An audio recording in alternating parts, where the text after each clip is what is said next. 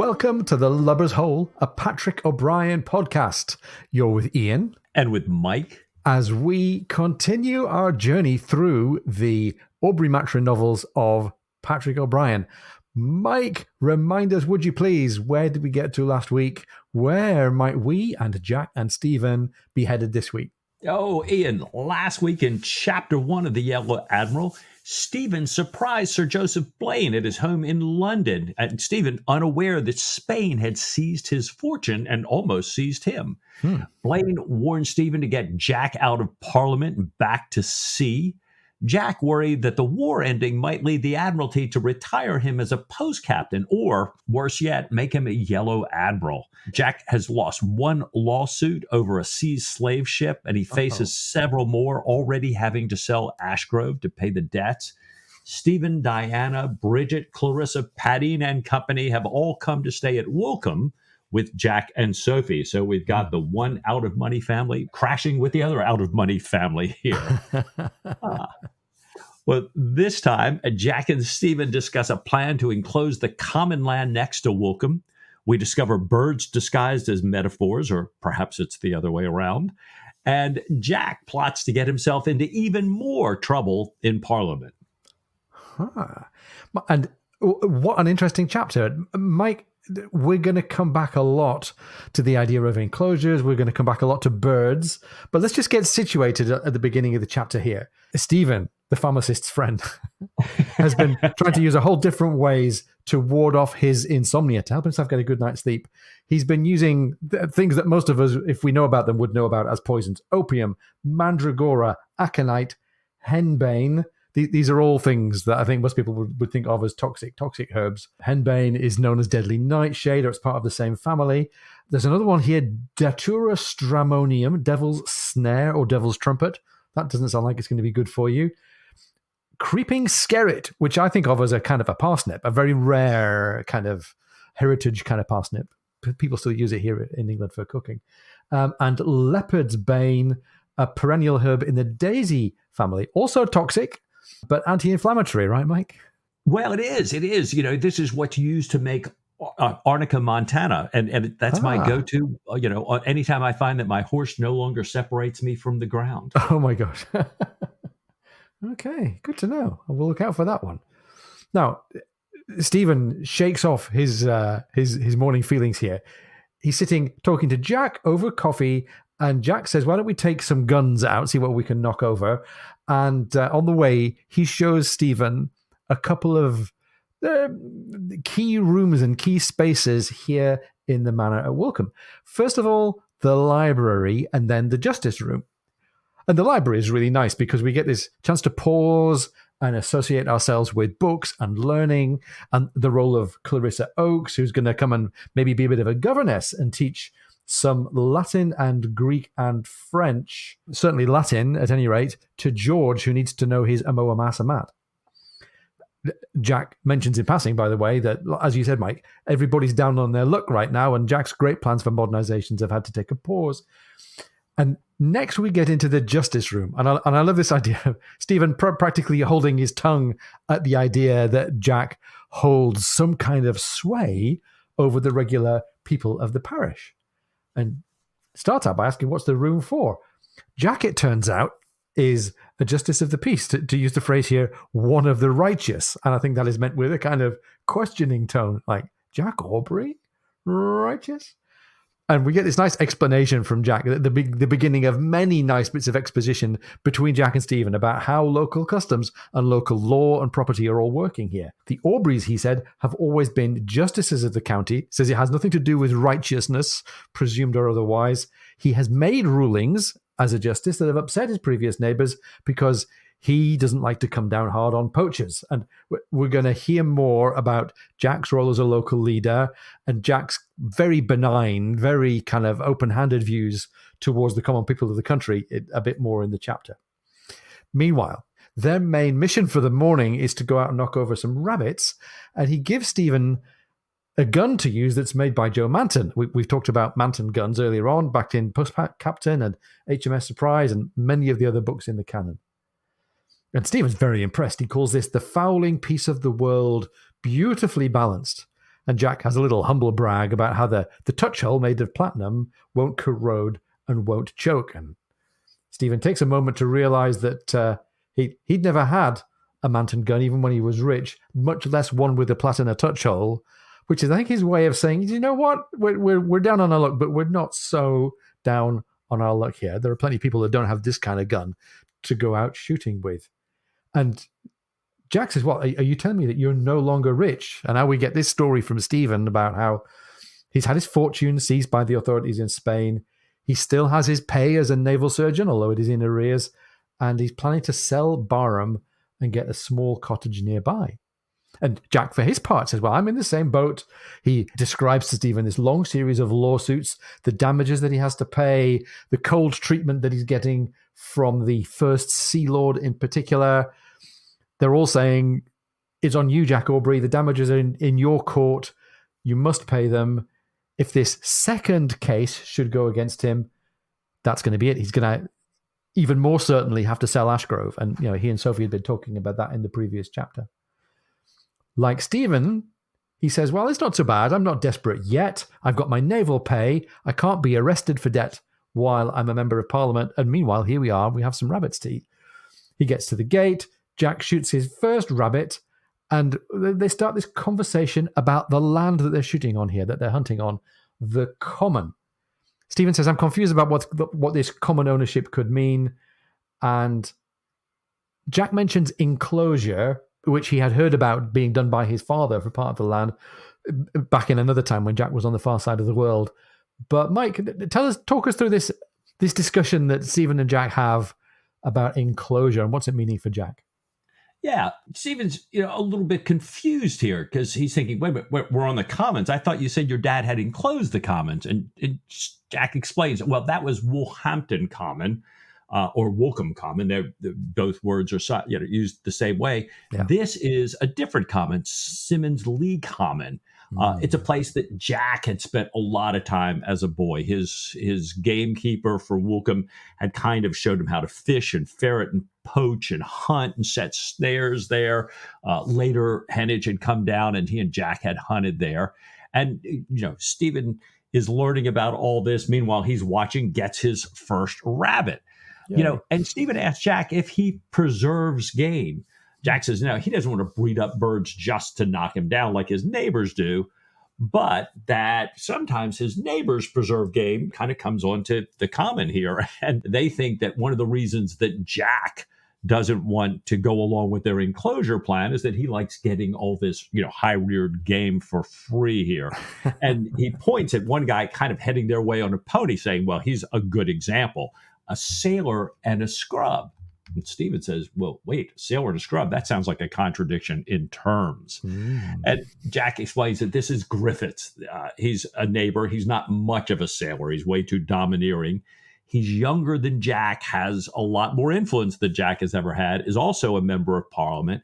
But early after he became a post captain, faced a mutiny, and after that refused a command to take him to the West Indies.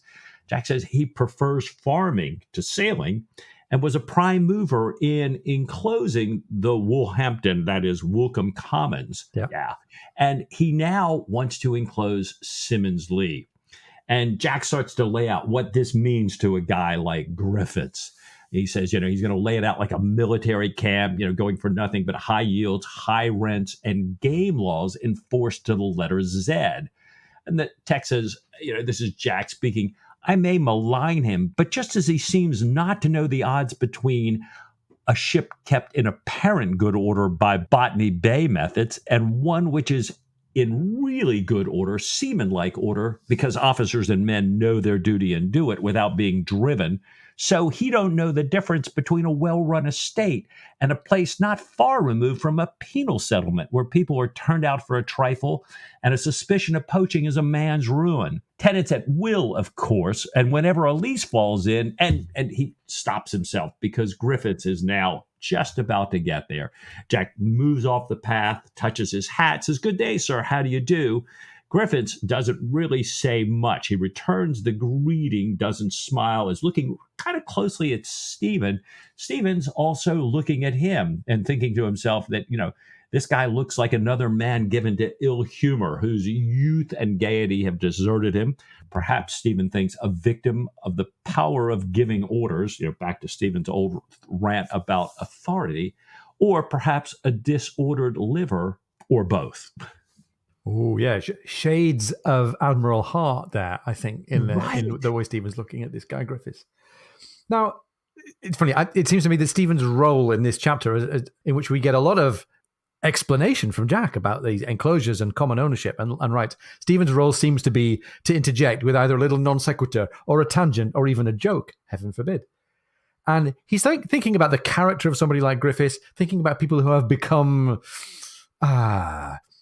poisoned somehow, have had their souls corrupted by influence from the outside or by changing their own perception of themselves.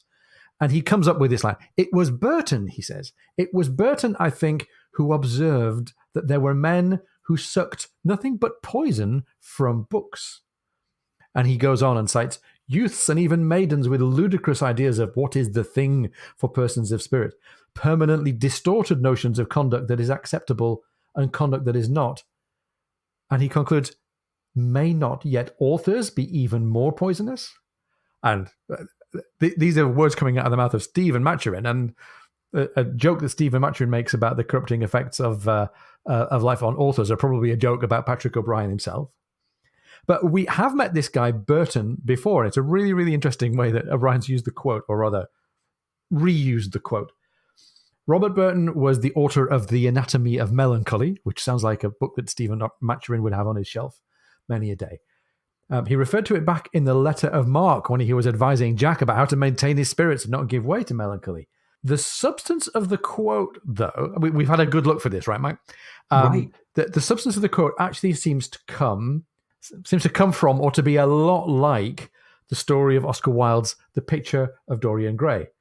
And this is another one of those quotations, like the bells in the tower quote, that maybe O'Brien has used anachronistically, because, of course, Picture of Dorian Gray wasn't written until the end of the century, 1890, 91. And maybe O'Brien was looking for a home to attribute this quote to in the mouth of Stephen Maturin and gave it to this guy Burton. And the novel is really interesting. In the story, The Picture of Dorian Gray himself claims that Lord Henry Wotton had poisoned him with a book at some time, a morally poisonous, reprehensible French novel that had taught him vices that he'd experimented with in his hedonistic life under Wotton. And there's this kind of mode of accusation and defense and moralizing that takes place in the book. Wotton finally argues that, he says, as for being poisoned by a book, there is no such thing as that. And besides being the opinion of this main character, Wotton, it's also clearly the opinion of the author, because Wilde says in his preface that art should be appreciated for its beauty only, or be rejected, not on moral grounds, but because it might be poorly written or it might be not be beautiful. So this is Oscar Wilde taking up what you might call the art for art's sake movement of the late 19th century, art as separate from having a social value or a utilitarian value.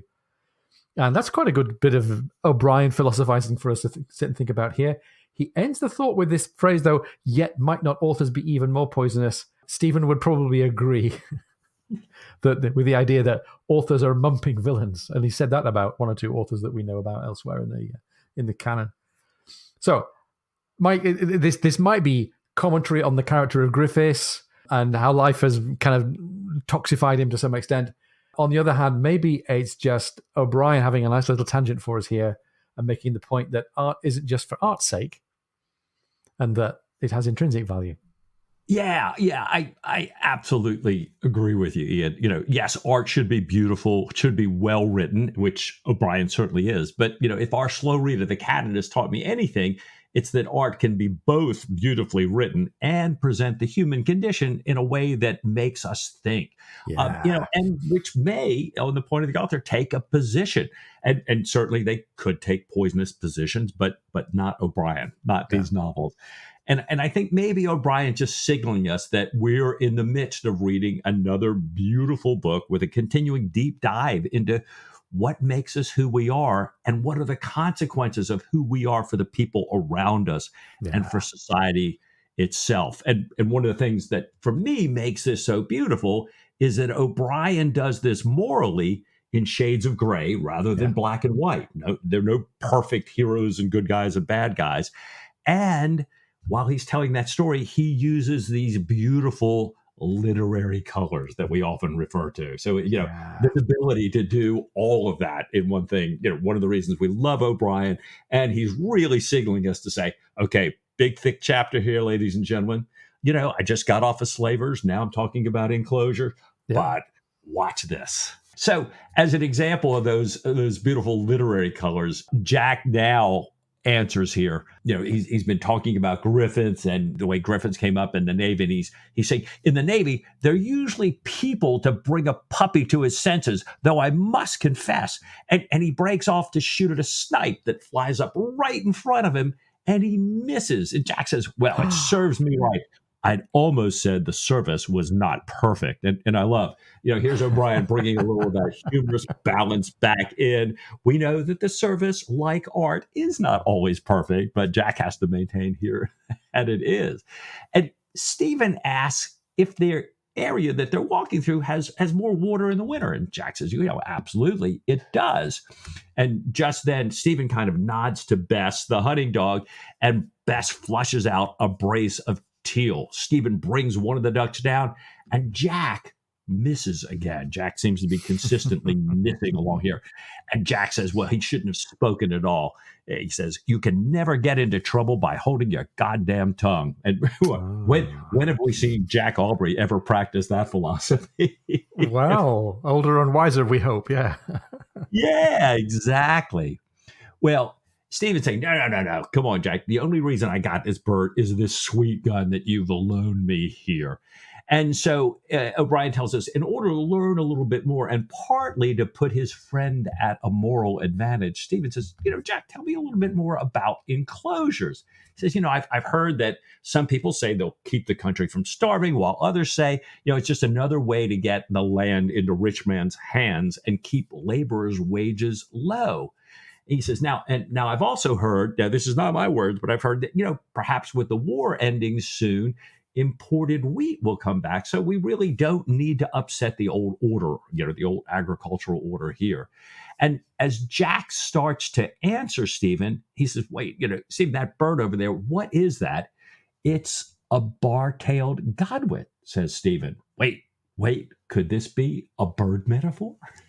Well, maybe it could. We've got some great bird metaphors coming up here in this chapter. I love the name bar-tailed godwit, by the way. I couldn't tell you what one looks like. It could even have been a made-up name. It's not, but it's such a great name that it could have been made up. It turns out that it's a migratory wading bird that lives on the coastline, in mudflats and estuaries, feeding on bristleworms and shellfish. And these are birds that need a particular habitat to survive, so much so that they're also known for being very long migrators. They've been tracked making these really, really long trips, a 174-day round trip of 18,000 miles plus, with 20 of those days spent on the wing. One was tracked on a non-stop journey of 8,100 miles. So these are incredibly capable long-distance flyers. And that's because they need a particular kind of habitat. They need this marshy coastal habitat. They depend on the land being in a certain condition where they land on their roots so that they can live and breed, even though those marshy territories are found at opposite ends of the world. And Mike, it surely can't be an accident that the bar-tailed godwit, being so dependent on land and habitat, is coming up here at the moment when we're talking about folks who depend on the common land, depend on the landscape around them to survive. Now, let's come back to more bird metaphors later on in the chapter. But meanwhile, we're not done yet with exposition. Jack's going to tell us some more about people's rights on common land and about these different customs that he's involved in, that he has some knowledge of and maybe even some authority over, given his role. We've already heard about his role as a judge. Now, he gives himself a little get out. He says, well, I'm kind of not qualified to speak about enclosure, although he does go on to speak about enclosure. And he clearly does actually know something about it, and he certainly cares passionately. He says, declaiming on the subject, he would like to leave to one Arthur Young, or maybe a friend of Young's, the recently promoted Admiral Sir Joseph Lepore, who I looked for and I couldn't find a real version of anyway. On the one hand, he says, earlier on, it had been shown to be true that enclosing certain kinds of land eminently suitable for enclosure, that enclosing those big old commons did increase corn production. Now, I don't think he's necessarily saying that was the case for Woolhampton Common, but he's certainly saying it is true. You can see that there's an economic benefit to be got from the scale of enclosing all the land and farming it for better yield. And then there's a big but. And the whole of the rest of this piece from Jack is really about the social consequences that come from taking this purely economic gain. Arthur Young, the guy he was referencing here, was an English writer about techniques and economics of agriculture who had learned them in his home county of Essex, had travelled around Britain, travelled around France, and had written this 47-volume book, Annals of Agriculture, in 1784. And interestingly, at the time that this was happening, one of the contributors to this volume, under the pseudonym Ralph Robinson, was actually George III, the king known as Farmer George, who will be a familiar name to all you Queen Charlotte Bridgerton story fans. Anyhow, Jack says he doesn't speak about it in Parliament, back to the point about holding your tongue, because he actually had been at sea for lots of the time when these enclosure motions were coming up. He hadn't known about them. He wishes, he says, that 9/10 of the members who don't know about naval matters would stay silent on naval matters. Yeah, okay. He who knows doesn't speak, and he who speaks doesn't know, I think somebody once said. Even though he says he doesn't know all about the commons, he does know about his two local commons, Woolhampton Common and Simmons Lee, and he says, absolutely opposed to the change and intends to take exactly that opposition in front of the committee coming up soon. And this is a chance for Stephen to say, well, hold on a second, tell us about this enclosure plan then. If it's not you, who is it? Who's the power? Who's got the authority to bring this into place? And Jack starts out with this description of, first of all, how actually laws about rights and property are very, very fragmented from place to place. There's this principle described in Latin as consuetudo loci est observanda. The local customs are to be observed. And customs differ from manor to manor. And he describes how there's differences between Woolcombe Common and Simmons Lee in terms of whether there are fishing rights or peat cutting rights or timber cutting rights. And he explains that there are all kinds of rights about what people can and can't do on the commons that vary from parish to parish. And he describes them as being ruled by custom, to use his phrase, time out of mind, which is a phrase that Jack Aubrey often uses to describe ancient customs in his world in the Navy. And he therefore goes on and says, all of this gives a man a place in the village, making it more like a right ship's company. And now we get the Jack Aubrey perspective, right, Mike? He would like the world to be run for intuitive, common, benign good with a leader, rather than to be run for economic good by a parcel of the landowners. And he thinks that sailors wouldn't be able to live without what they get as part of a ship's company. And similarly, the ship wouldn't be able to fight without the members of the ship's company. The commonality is important to him. Right. Well, and Jack's now emphasizing that, those were these big commons of old, you were talking about, Ian, and that the remaining commons are essentially what he calls the waste. It was all that was left over, all the good plow land, all the great grazing areas. They were enclosed long ago. And as he says this, a heron flies over them. And Jack says, there used to be scores of them around here. They used to nest nearby. But the manor's water bailiffs and keepers, these guys that work for the manors, pulled down their breeding nesting areas one year, and they never came back. So here, another, a minor bird metaphor, not even a metaphor here. This is kind of an ominous reference to what may happen to many of the commoners here. And he says that when Woolcombe's keeper, Harding, was young, he never could abide anything that competed with us in killing. So he went out, this gamekeeper Harding, and, he said, Stephen, you would have hated to see this, nailed to the wall, hawks, falcons, owls, ospreys, eagles, weasels, stoats, and martins, and killed them rather than share nature with him. He notes that now that Harding's older, he kind of leaves them alone, and everything is thriving here. And now, I've seen weasels nailed to posts outside fields in England. Oh, wow. Well, it's funny. Jack describes this and is very opposed to this view, but then Bess wanders off, sends up a pheasant out of range, and Jack cusses this dog and says, if she was younger, I would beat her. And Stephen comes in for the comic save here. He says, I've rarely seen a dog look so ashamed. She droops in all her members. And Jack says, well, she should be ashamed, for rambling like a mad lunatic in that indecent way. And then he explains that pheasant, belonged to Griffiths. It's a ringneck here, but, she was too far away for me to shoot it. So here is Jack moralizing about this stuff and then saying, I'm really upset at my dog for running a pheasant off, for being a dog and chasing a pheasant. By the way, I trained her to raise these pheasants, but she did it where I couldn't shoot her, so I couldn't get it. So we could all be as selfish as Hardy was here, as selfish as Griffith is. It's another of O'Brien's shades of gray here, which I love. Well, Jack explains that, the enclosure process begins with the people who have the most rights to the common agreeing to divide it up into separate freeholds proportionate to their rights, the rights that they have in it. And with the agreement of many of those concerned and the blessing of the parson and the patron of the living, and all those they can persuade, they appoint people to measure everything and bring a bill to Parliament to authorize the sharing out in law. And that's, sounds like a fair process, right? It does. Dividing things up proportionately according to rights. This sounds like democracy. This sounds like a subject for Stephen Maturin. Right. So he chimes in here. After all, he says, the country is run on those lines. The majority is always right, and those who do not like it may lump it. An expression I heard in the mouth of an officer leading a press gang when one of the captives expostulated with him. Yeah, more, as you say, Mike, more shades of grey here. Oh, very good. Jack says, well, it would be fair if it were like a jury or a vestry where every man has a voice and where all the others know him and value his opinion according to his reputation.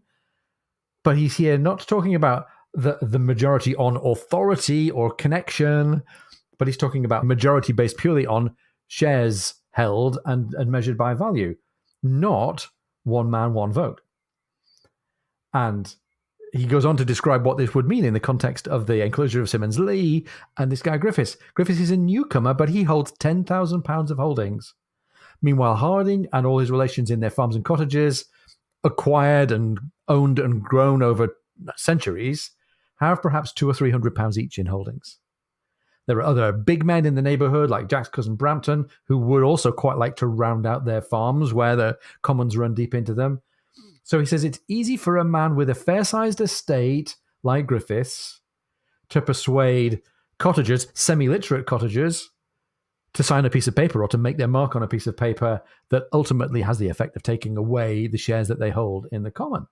And this has already reached a certain point in the process here with Symonds Lee. Griffiths' bill to enclose Symonds Lee has been read twice in Parliament. Nobody was paying attention. It's been referred to a committee, the committee that Jack has mentioned already.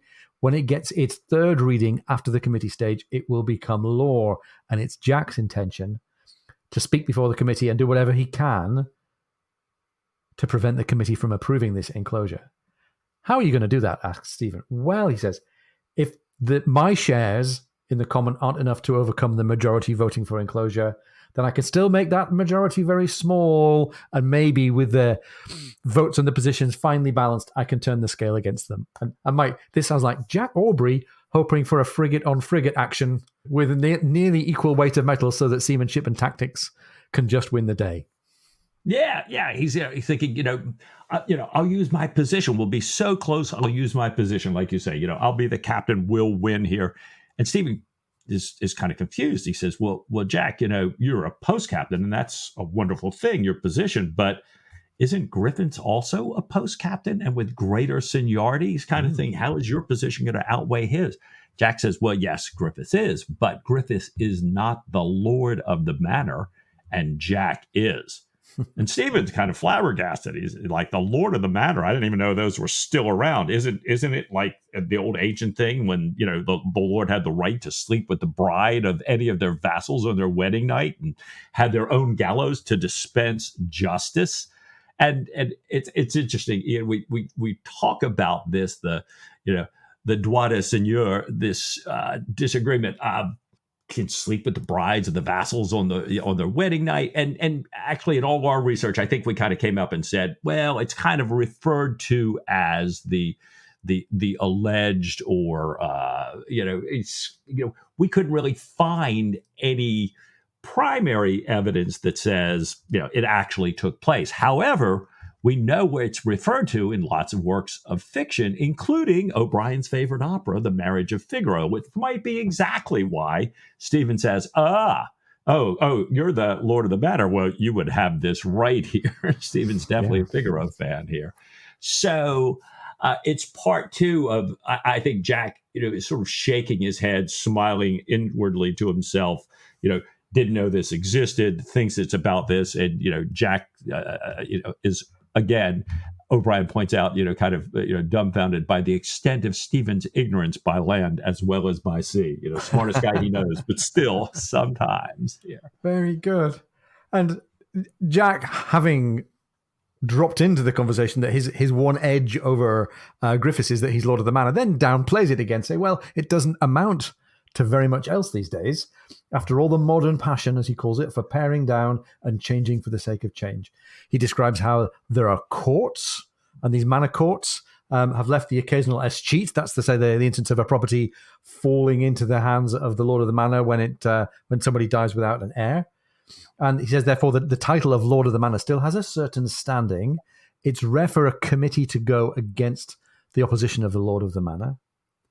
And there are some other privileges. Jack gets to open the fair in the Dripping Pan, which is a local field, stick a pin in the Dripping Pan.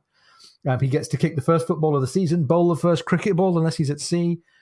And as they're walking along there, Jack shows Stephen the field where the fair is held on Old Lammas Day, complete with camel, complete with bearded lady, and complete with, stick a pin in this, boxing booths, wherein our lads get finely battered by knowing old bruisers from Plymouth.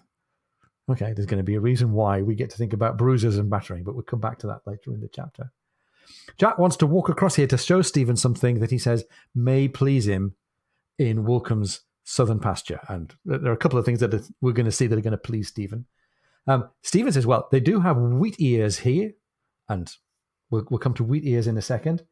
Meanwhile, a wood pigeon flies up overhead, and after all the bad luck that everybody's had with rabbits, Jack says, that's your bird, Stephen. Stephen says, not at all. Jack takes the shot. He's finally glad that he's hit something and says, this is one of the droits de seigneur, one of the lord's still extant rights. Only the Lord of the Manor can shoot on his own land, but he can give friends and others that he wants to a deputation. But Mike, I hear another bird metaphor coming here. What's with the wheat ears? Yeah, the wheat ears, Stephen, when Stephen pointed them out, Jack had said, well, yeah, they're here, but they'll soon be gone just like us. And, wheat ears are interesting. The name has nothing to do with wheat or with ears. Right. It's derived from an old name, which means essentially white ass. And it's a bit of folk etymology. So these are essentially birds named by the commoners, by the way they used to describe them there. And that what they're talking about is that while these birds are kind of indistinct on the ground, when they fly up, they have a white rump with a black T on the shape of its tail here. So it is a testament to named by the commoners, known by the commoners, and they do come and go. They're another migratory bird here. So it's a great one to bring to mind that Stephen and Jack have to soon be flying on their own here. Very good. They're walking along, talking. They come to the end of the commons at the fence, as you mentioned, Ian, at Jack's southern pasture. And Jack says he hopes that this little, seeing this little stretch of Simmons Lee Commons gives Stephen an idea. Stephen jumps right in and says, it has. It's given him a wonderful idea. It's delightful landscapes, got a great diversity of birds. I'm sure he changes through the season. And Jack continues his original thought. He says he hopes it's given him an idea of what the commoners are signing away. And O'Brien writes, Jack says, you may say they do not value the beauty. Stephen says, I say nothing of the kind, would scorn it. And Jack says, but they do value the grazing, the fuel, the litter for their beasts, the thatch, and the 100 little things the common can provide, to say nothing of fish, particularly eels, the rabbits, the odd hare, and a few of Griffith's pheasants. Harding does not see them so long as it's villagers and on a decent scale. So again, this is Jack, and now through Jack's keeper Harding saying, yeah, we're kind of helping people out here. And this is really important to them. And again, OBrien so beautifully, as an example, says, this woman is coming up. She's dressed in a man's very old coat and gloves. She's leading an ass that's pulling a sledge that's piled high with furs. And she's cut it, Stephen can tell, all by herself. She greets Captain Jack, sends her regards for his good lady. Jack has already called her by name, Mrs. Harris. Let me get the gate for you, has asked her how she does. And this is a great example of a commoner living off the commons and the regard that she holds Jack in and the respect that he has for her. It kind of reminds me of the way that Jack wants to know every person's name on the ship and a little bit about them here. And this thing that she's gathering, there's a lot of furs, ulex, gorse, whin. It's a genus of flowering plants, of thorny evergreen shrubs, Eurasian. They're closely related to brooms, but thornier. And they're very yellow flowering plants. They grow in droughts very well. They can survive fires. They grow where other plants don't. They serve as hedgerows. They're chopped and fed to cattle, sheep, and goats. They're burned in bakers' ovens. They're used to roof outbuildings, line field drains, harrow crops, keep haystacks off the ground, clean chimneys, dye socks, even dye Easter eggs. And it's a great example of what so many of us would call just a troublesome weed. But as the Irish Times has pointed out, it's something that's been put to great use over the centuries, especially on a common like this one by commoners. Great. Nice to see a living example of how the countryside works, just as Stephen and Jack are passing. Fancy OBrien being able to invent that for us. That's great. Now, we've heard Jack talking about the principles of this idea of enclosure and the potential injustice that there is here. And Stephen weighs in with his own thoughts. He's been thinking about Jack's words. He says they are words about the nature of the majority. Your strangely violent, radical, even, forgive me, democratic words, which, with their treasonable implication of one man, one vote, might be interpreted as an attack on the sacred rights of property. And I can almost hear the sarcasm and the needle in Stephen's voice here, having good fun at the expense of his friend. He goes on, I should like to know how you reconcile these views with your support of a Tory ministry in the House. And Jack, this bounces right off Jack. He says, well, it's easy. It's a matter of scale and circumstance. And I love the view that Jack has here. First of all, he points out what he sees as the main flaw in one man, one vote based democracy. He says, everyone knows that on a large scale, democracy is pernicious nonsense. A country or even a county cannot be run by a self-seeking parcel of tub-thumping politicians working on popular emotion, rousing the mob. No. The 20th and 21st centuries steered well clear of all of that, didn't they, Mike? Oh my gosh. Right. Yeah. As I'm sitting here with the next U.S. presidential election already beginning a few years hence here. Yeah, I'm glad we've all realized that. Grab yourself a tub and thump it. No, he says, his immediate counterexample is a man of war. He says a man of war requires autocracy. Look at what happened to the French Navy after the Revolution. We heard about that as well from Olivier Aronda a few months ago. We probably also can remember, can't we, how Dutour had fared as a democratically self-imposed leader of a bunch of seamen aboard the Franklin. Stephen says that he himself knows too much of the sea to suppose a literal democracy would take place on a ship of a line or even in a small rowboat. And he's trying to emphasize for Jack's fun and benefit here just what a sea dog Stephen has managed to become. And Jack goes on to express actually quite a nuanced position, having made the main point against democracy, which, as Winston Churchill once quoted, is that it's the worst of all systems except for all the others that have ever been tried. Right. He says, at the other end of the scale, although one man, one vote certainly smells of brimstone and the gallows, everyone has always accepted it in a jury trying a man for his life. An enclosure belongs to this scale. It, too, decides men's lives. So Jack's got a carefully thought out reason why absolute democracy per head, per person, is important when the scale is right. And it turns out that the rest of the world disagreed with him about democracy on a large scale, and it's been done as mostly okay, I would say, in the 20th and 21st centuries. But he's got a really, really good point here about the consequences for immediate decision-making for things that are intimate and important for communities. And he had realized this when he returned after Griffiths and his friends had persuaded Jack's father, desperate for money, to join them in enclosing Woolcombe Common. So this enclosure that had already taken place, Woolcombe Common, had effects that Jack had already seen, and he had the chance to think about what the decision-making process had led to. Woolcombe, he said, was not as glorious as Symonds Lee, but when I saw it, all cleared, flattened, drained, fenced, and exploited to the last half bushel of wheat, with many of the small encroachments ploughed up and the cottages destroyed, and the remaining commoners, with half of their living and all their joy quite gone, reduced to anxious cap-in-hand casual labourers, it hurts my heart. And this is the juxtaposition versus yes, it's generally economically sensible at the beginning of this little section here, down to actually, at the human scale, it has massive injustice at its heart. He said he had grown up with many of these commoners back in his wild days after his mother had died. These were people he'd known all of his life. They were at the mercy, he says, of landlords, farmers, and, God help us, parish officers for poor relief. It hurts him so badly to see that he can hardly bring himself to go there anymore. He says he won't let the same thing happen to Symonds Lee if he can prevent it. The old ways, he said, had disadvantages, of course, but here, and I speak only of what I know, it was a human life, and the people knew its ways and customs through and through. And here's a moment for the two friends to coincide and to agree. Stephen says he is entirely of Jack's way of thinking, and he's rarely seen such deep emotion in his friend Jack.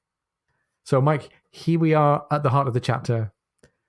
Stephen and Jack have walked part of the way around the common here in search of rabbits and the occasional bird. We've got more bird metaphors to come. We've got more about enclosures and property and rights and customs. But perhaps this is a good time for a break. What do you think? Oh, yeah, absolutely.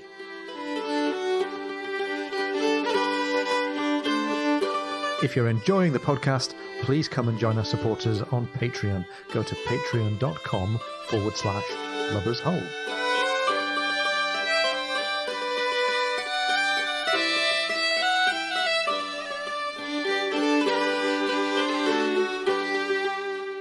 Well, I hope you've had a good break here. I hope you've, as we'll talk about in a little bit, had a little audit ale maybe, and you're ready for another bird metaphor. Let's go. As they walk along, Jack points out a worry angle, saying that Harding had shown him to George just the day before. And so this is the same bird that Harding had shown Jack when he was a youngster here. So we got a little bit of this continuity. Stephen says, well, he's a fine fowl, and he's rarely seen so fine a specimen as the one that Jack is pointing to now. Stephen says, well, some people call him a butcher bird. He has horrible ways. And then he catches himself, says, but who are we to be prating? So I think when we talked about worry angles, a chapter or so back, we didn't talk about the fact that they're carnivorous. Actually, their Latin name means sort of sentinel or watchman butcher. So they have these two practices. Sentinels, they stand high in treetops or on poles to sit and watch for prey, the sentinels. And as Stephen said, they're also known as butchers for their practice of storing food animals such as young stoats or birds or rodents, lizards, frogs, toads, bats, fish, by impaling them on thorns or barbed wire and then ripping them into bite-sized pieces with their beaks here. They've actually been seen skinning toads, ripping open their back skin, pulling the skin up over their heads to avoid the meat becoming contaminated by the toxic skin secretions. So it's fascinating here to learn more about these birds, but also, Stephen pointing it out is kind of in keeping with Jack's description about what happens with some enclosures, how, if you will, man and beast are not that different. As Stephen says, the butcher birds, horrible ways, but who are we to be prating? We have our own. And it's funny, we started out with big picture. We started out with history, and we've talked about rights and customs, and we've talked about enclosure, and we've talked about the personal scale, and we're going to bring it right down to the individual now. because way back a few paragraphs ago, Jack said he had something he wanted to show Stephen. And I really love this next part. They take a turn. They see the house far off to the left. They see a fine clover and grass meadow. And in the middle, next to a thatched shelter, is a horse grazing. And Stephen is completely taken aback. Oh, he says. And then, Lala, Akushla. Akushla meaning darling in Irish, the pulse of my heart. Where we remember Lala from the Commodore. She was the only one of Diana's Arabians that Stephen had been able to find. He described her as the most affectionate and intelligent horse. We remember the endearment Akushla, which I think we've already said comes up as well in the real heartbreaking movie $1 Million Baby with Hilary Swank and Clint Eastwood. But anyway, Lala Akushla, Lala, my darling. Lala is also very taken with this encounter. She whinnies and runs, jumps off the rail, comes over to Stephen, puts her head on his shoulder against his cheek, and together they walk off toward the house. And Mike, this is a very, very touching moment, I guess, especially from a horse-loving perspective. Oh yeah. And you know, I'm a big Arabian fan, so I can absolutely see this. This is Annie's horse in like triplicate. Oh, wonderful. Well, Stephen, he says, had not realized that Jack was keeping Lala at Woolcombe. And the reason being, as Jack explains, that there's an admiral who's renting out Ashgrove.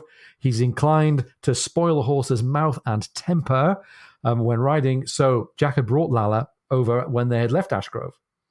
Especially once the first case was decided against him and the writs came in, he needed to get out of Ashgrove, come over to Woolcombe.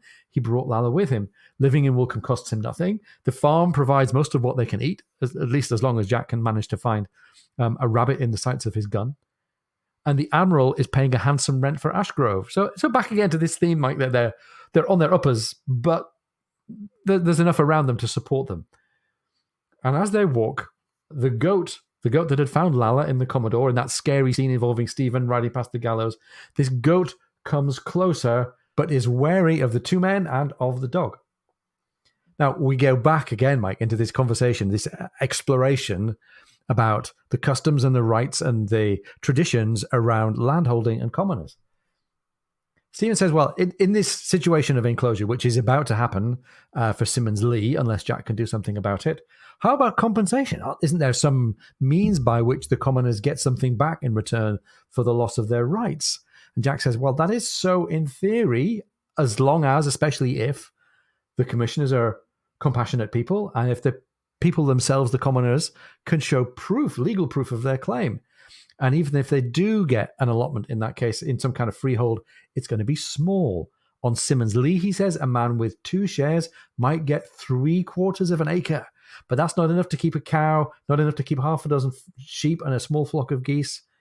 Free-ranging rights on the common would let one man, in common with others, keep that kind of livestock that would allow him to maintain a living and have some produce to sell. The allotments that get given out in these compensatory cases are often in small pieces, they're far apart, and they often have provisions requiring that the poor freeholder now has to do their own onerous work to enclose and drain this new little broken up chunk of land that they've been granted. A poor man can't afford that, so he will then likely sell his holding for £5 or so. And this is somebody then who's taken a small holding earned over centuries that might in theory have been worth a couple of hundreds, is reduced to selling it for a handful of pounds. So then for the whole of his living, says Jack, he must rely on wages if he can get them. He's completely in the farmer's hands. Yeah. And it just struck me, Ian, that, you know, this thing with Lala and Jack recognizing what would happen with her with the Admiral and bringing her along is also Jack looking at the commoners and realizing what will happen and trying to bring them along. I just love how this thing gets so personalized and keeps coming in, and how OBrien in traditional fashion, you know, goes, oh my gosh, you know, I'm so taken right now and I'm really concerned. And now we have to have a little break in the action, which Stephen can provide. So Stephen now smells that the goat has joined them. And he asked Jack, you know, can I break off in a little parentheses here and tell you an anecdote from some of my time in Catalonia? And Jack says, well, certainly.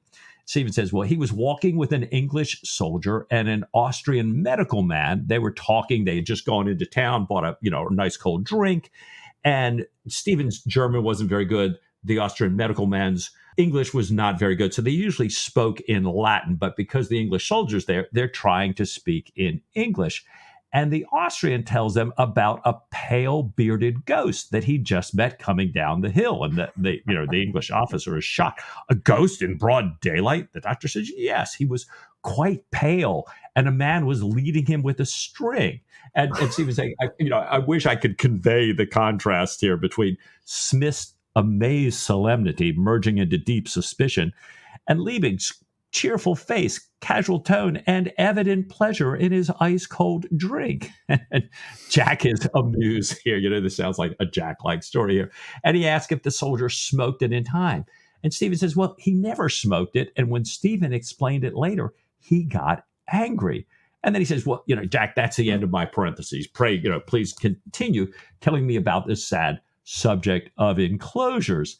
And so, you always have to ask, okay, so a little humor to break this up, but why this goat ghost story now? Maybe it's an interesting way to point out that Jack, because he grew up with the people of the commons, knows their language, knows their lives, and just like he knows his crew because his time before the mask, maybe he knows this in a way that the more privileged Admiral and Griffins do not, and they may not smoke it in time. I don't know. What do you think, Ian? It could be, because everything else in this chapter is a metaphor pointing towards the situation that Jack is in with Griffiths and the other landowners.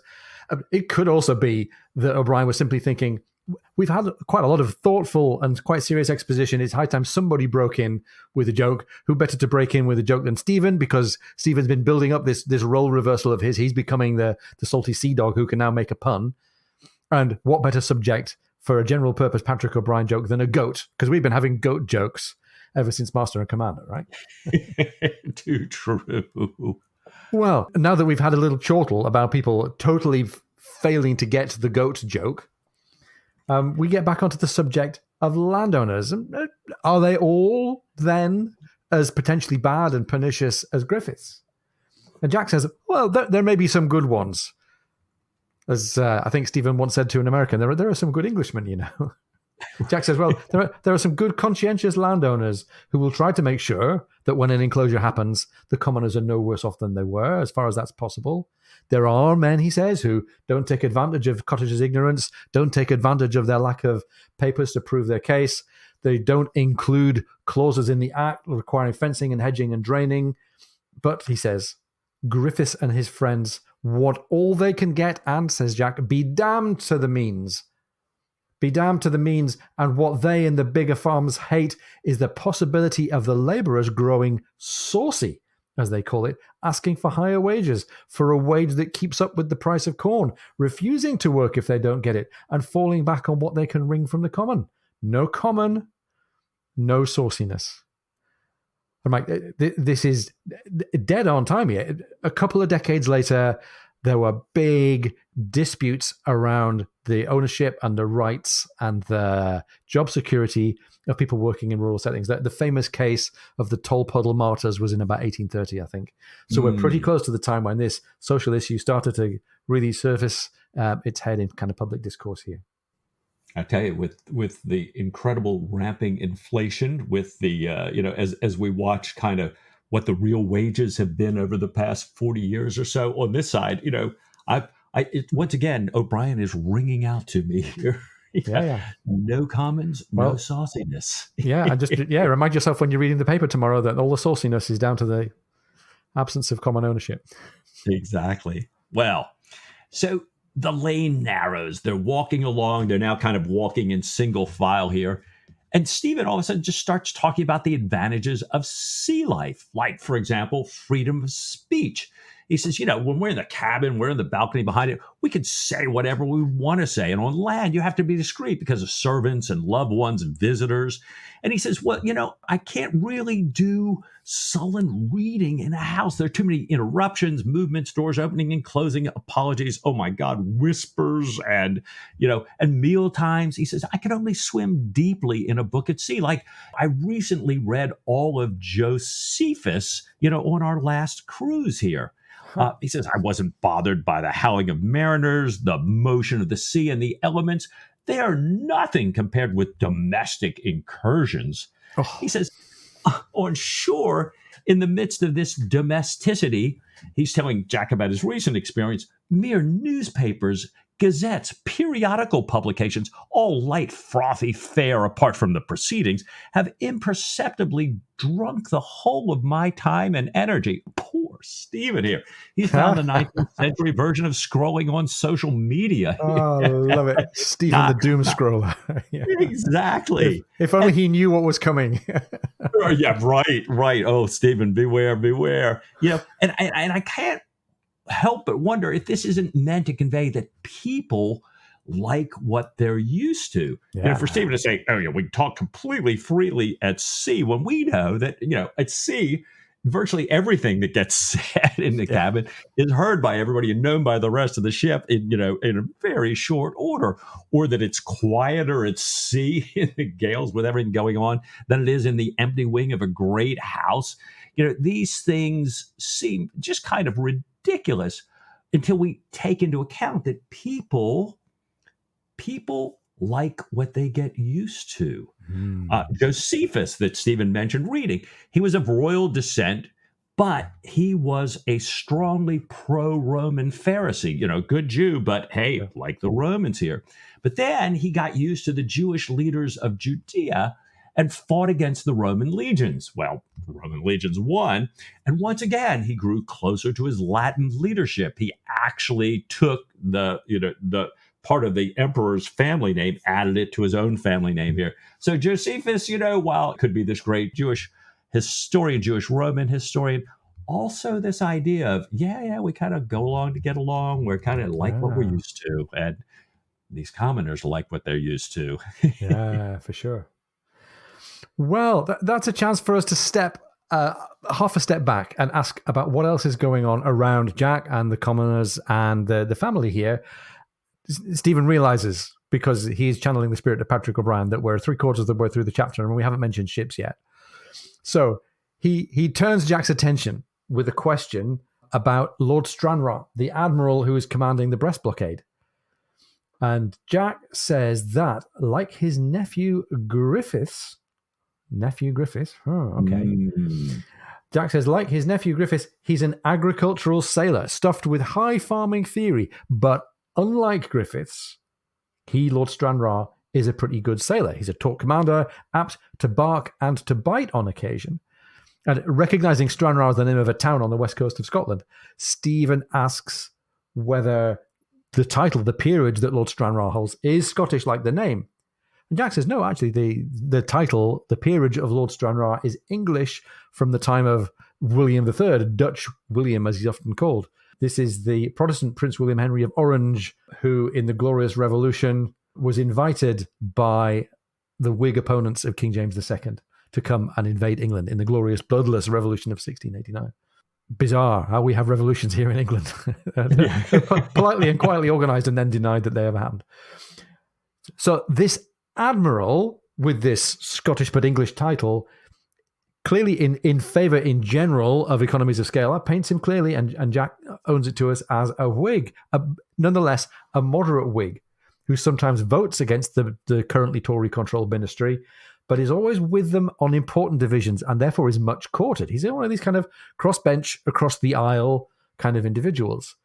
Stranraer, even so, disliked Jack Aubrey because of the actions of Jack's father a while ago, who had once flogged a Whig opposition candidate.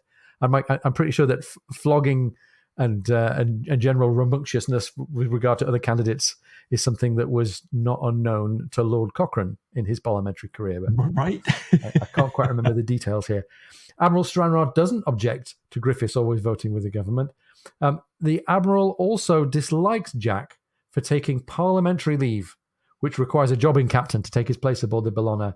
And the Admiral will dislike Jack even more for being against the enclosure scheme, which the Admiral strongly advised on in the first place. So there's a little bit of tension here, not for the first time, between an Admiral someplace and a subordinate of the Admiral's called Aubrey. Mike, we've learned here about the naval context for Jack and potentially uncertain relationship with his superior officer. We get on to more about the Navy and the service life, don't we, with this conversation with Stephen? Yeah, Stephen's kind of fascinating. He says, I've noticed that there are many clans in the service. Of course, they're political divisions. There are also, men like Jack devoted to celestial navigations. There are others who delight in surveying everything and anything, no matter how wet and remote. But it's the first time Stephen says he's ever heard of a band of seagoing farmers. And he says he looks forward to meeting the Admiral. Well, Jack adds, talking about clans here, there are also chains of kindness and connection. He says, Lord Keith was really good to me when I was young, so that I do all I can for Lord Keith's mids or his officers' sons. Jack explains some ships have almost all their men from the same region. And he adds, I knew one sloop whose captain hailed from the Isle of Man, and close on every hand had 3 legs. So, with little bit of Jack humor here, as many of our listeners may know, the flag of the Isle of Man, or the Flag of Man, has a triskeleton. It's 3 armored legs with golden spurs interconnected on a red background. Maybe we can throw a picture of that out on social media here. So that joke aside, Jack tells Stephen, you're going to meet the Admiral soon enough. We actually need to be aboard within the next 2 weeks. He says, there's just time for me to head down to London for the committee meeting, deliver my Thunderbolt, and post up to Torbay, where Heneage Dundas will deliver Jenkins, the Bologna's jobbing captain. And Stephen can tell by the way Jack talks about Jenkins that he doesn't think very highly of him. Jack says he's actually been expecting a signal the last 3 days, so maybe this departure is even more imminent. Wow. And we were beginning to wonder, right, Mike? We were beginning to wonder how long we were going to stay in the farm here with Sophie and Clarissa and Diana and the children. Speaking of which, at this point, George and Bridget, the young Aubrey and the young Maturin, burst out of the bushes. And I'm very, very happy that the two families, the kids of the two families, are playmates now. I think it's a really happy thing. George tells his father, that there's an express from Plymouth. And Bridget tells Stephen the same story, but with a great Irish influence. And we enjoyed Stephen's Irish usage at the end of the Commodore. And here we've got Bridget in the same Irish flow. "Oh, Papa," cried Bridget, "there is a man on a steaming horse, and he destroyed with the thirst, bearing a letter, so he is, an express letter. Mama carries it in her hand itself, driving the great coach." Beautiful. George, meanwhile, weighs in and says that Cousin Diana, as he calls her, is coming with a letter to pick them all up. And Bridget turns to Stephen and says, "Papa dear, can I ride?" She wants to ride on the back top part of the coach with Padine on the way home. And Papa, Stephen, says, "This is only okay if Mummy agrees. She," he says, "is the master and commander of the coach." Nice. Yeah, stick a pin in that. Yeah. The kids ride on Lala. It's very sweet that this is the little family unit here together, and Lala, this beloved horse, is now the mount for George and for Bridget here. And off they go down the lane until they reach a broader part where the coach is there waiting. And Diana calls out to Jack. She's got this express from Plymouth, and Jack offers to turn the coach around, to help her to turn the coach around. She says, "Lord, no." She's, as we know, a famous hand with a coach and four. And asks Bridget to take the letter to Jack, and pointing out that in the way that Jack is her cousin. "Are you my cousin, sir?" asked the child, as Diana turned the horses in her usual brilliant manner. "I am so glad." Nice. And again, apart from the bucolic niceness of it, this is the child who, a few chapters ago, towards the end of the previous book, was locked in an almost autistic world of not relating to the world and not forming relationships with people. And here she is saying, "I'm so glad that you're my cousin. And I'm so glad that she's on the way here." Back at home, Jack tells Sophie that this letter, this express from Plymouth, is from Heneage Dundas. He's brought his ship in for repairs. He and Philip, Jack's half-brother, are coming to stay at Woolcombe on Thursday. More good news for Sophie, more guests to feed. And then finally, after Heneage and Philip do arrive on Thursday, we get this little scene here where instead of Mr. Chumley, that's Diana's cousin's coachman, coming to pick up the horses, Mr. Chumley himself and a friend arrive to ask a favour from Diana. Can she look after the horses and the coach for a little while longer? And Everybody's looking after each other. Jack's taking care of them out of his own pocket, taking care of the horses. And after a shorter time than it seemed, Chumley and his friend stand up to take their leave, and we get Chumley giving a particularly civil farewell to Dr. Maturin. And afterwards, the men comment on how they found him agreeable but a bit of a dandy, and the women are convinced that he admires Diana extremely. And Mike, I'm a little bit disheartened by this. It's just a couple of chapters ago that we were, Stephen and Diana back together again, but now we're asking ourselves, is there another man, a good-looking, land-based, horse-owning man who's going to be a rival for Diana's attentions here? Oh, no. Please, no. Please, no. Well, after Chumley leaves, everybody kind of settles down to enjoy these few last days ashore. Heneage and Jack spend a lot of time hunting together. Heneage tells him all about the merchantmen that had hit his ship's stern in a thick fog. Philip takes care of Bridget and George. He's showing them all around the house and grounds where he grew up. Kind of, again, this echo of Jack growing up there. And sometimes Stephen goes riding with Diana. He admires her driving. It says her team is soon going to be the best in the county. But as the text says, her concentration on speed distressed him. The coach was not only way too fast to view the wildlife, but he also can't get Diana kind of interested in some of the wildlife like the shrews that he's presently studying. And he finds that he can't get Bridget's interest either because she's running around with George and Philip here. Well, Diana spends a lot of time taking the women out in the coach, but Sophie, of course, never goes farther than the village for shopping. She, it says, doesn't like her fast driving either. Stephen isn't too disappointed. He thinks, when we get, war's over, Catalonia, I'll spend a lot more time with Diana and Bridget, and there's lots more species to look at there. It'll be spring. There'll be great botany here. But he takes his time wandering alone, like when he was a boy, looking at wildlife. He's reading in the library, and he finds himself dividing a lot of time between two of the local houses there, the Hand and Racket and the Aubrey Arms on the green. He's watching agricultural life and sipping audit ale. Very nice ale. Very bucolic. Yeah. The people know he's Captain Jack's surgeon, and they sometimes come around for a whispered consultation, and they know that he, like Captain Jack, is on their side, so they don't conceal their opinions from him. And they also appreciate that he divides his custom between these two houses and avoids the Goat and Compasses, which the text says is a more pretentious place run by one of Griffin's partisans. Ooh, well, we've had the whole chapter to figure out what we think of Griffiths, and it hasn't changed a whit, has it? No. And now politics is determining where we go shop. Imagine that. Well, the people to be found in these public houses are generally opposed to enclosures. They hate Griffiths. They hate his bullying gamekeepers. They don't like the new tenants that he settled on Woolcombe Common, where it's been enclosed. They love Captain Aubrey. There's a pub named after Captain Aubrey nearby. But they anxiously doubt that he'll be able to prevent the destruction of Symonds Lee and their way of life. And Stephen gets his own picture of the local people's opinion here. He tours the common and the village with old Harding, the gamekeeper, who introduces him to each small holding and each cottage. These have been owned for a very, very long time, but often without formal evidence of title, without a written grant. And the text says that both Harding and Stephen knew too much about the squalor, dirt, idleness, petty thieving, cruelty, frequent drunkenness, and not uncommon incest that could occur to have any idyllic notion of a poor person's life in the country.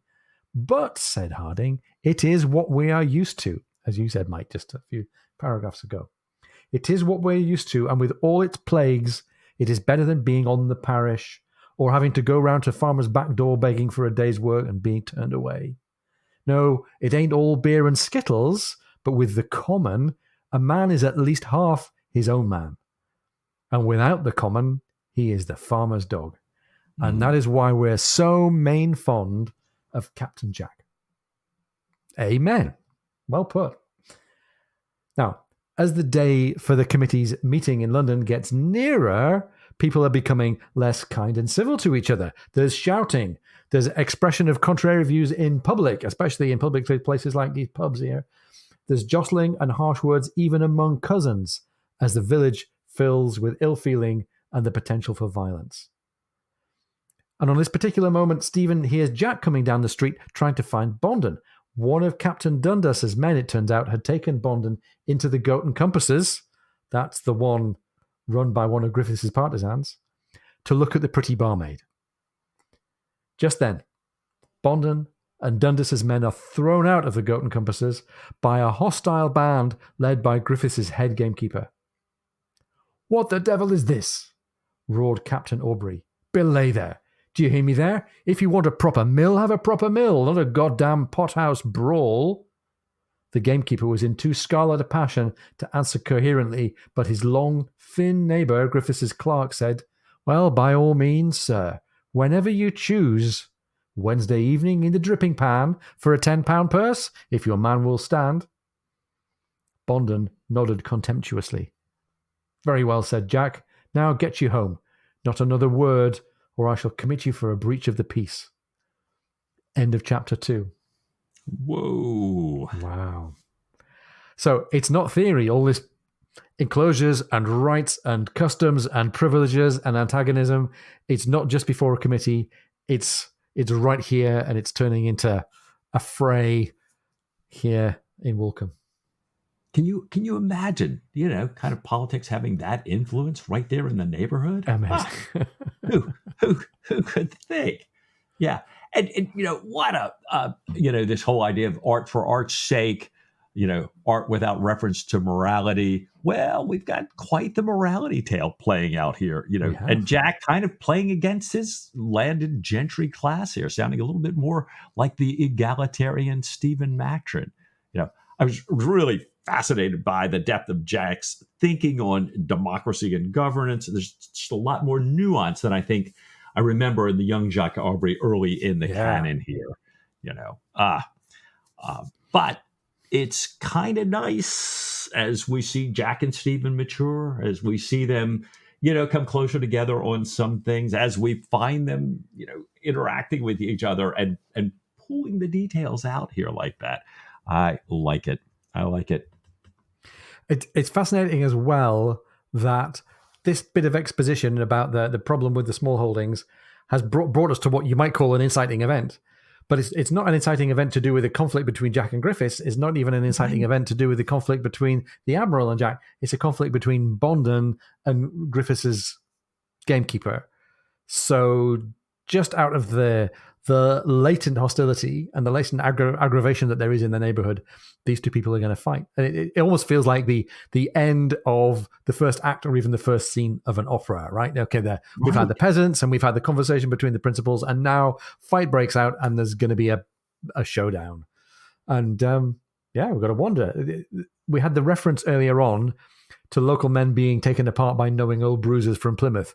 So fights often end up being a fight between, a patsy and an expert. And we've got to wonder, like, Bondon's a champion boxer in the Navy, but who is this guy that he's going to fight? Who's going to be the patsy? Who's going to be the champion? Yeah. And it's funny, we've got all this stuff going on with enclosures. We've got now this tension in the village. We've got this fight coming up. And, I'm almost kind of swept by because I was having such a great time seeing Jack and Stephen both ashore, spending time, their families are reunited. We're over a lot of that. But now, as we said in chapter 1, there was so much, they've lost their fortunes here.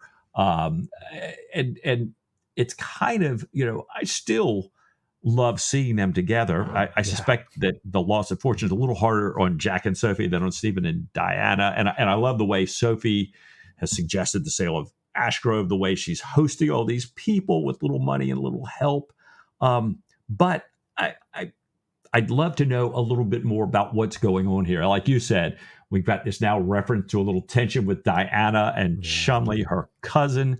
And I kind of just wanted to put a plug for the chapter in here, too. There was just so much to cover that we missed a little bit of the catch up with the kids, some of the more detailed description of country life. So by all means, go back and pick up a deeper read. And if you want to hear Bridget doing more Irish, oh my gosh, there's lots. There's lots to be had there. Great. Yeah.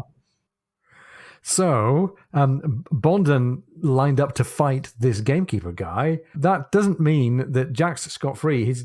he seems to be doing his career no favors in setting himself up to be a bit of an antagonist to Admiral Stranraer, certainly an antagonist to his neighbor Griffiths, getting involved in these neighborhood scraps as well. There are tensions high over this enclosure issue all around the village.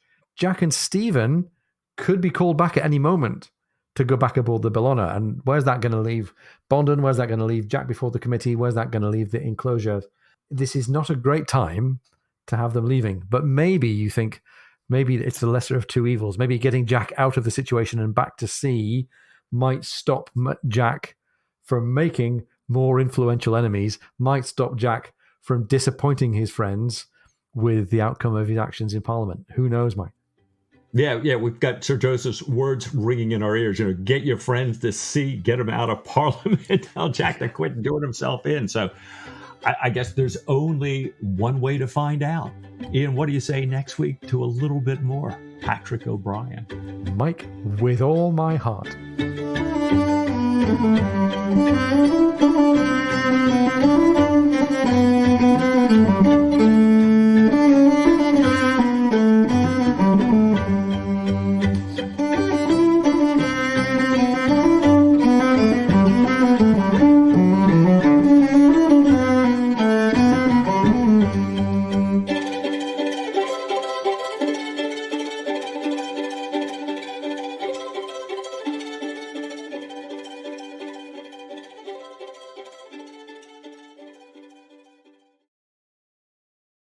Falcons and owls and ospreys, eagles, weasels, stouts, martins, and stoats.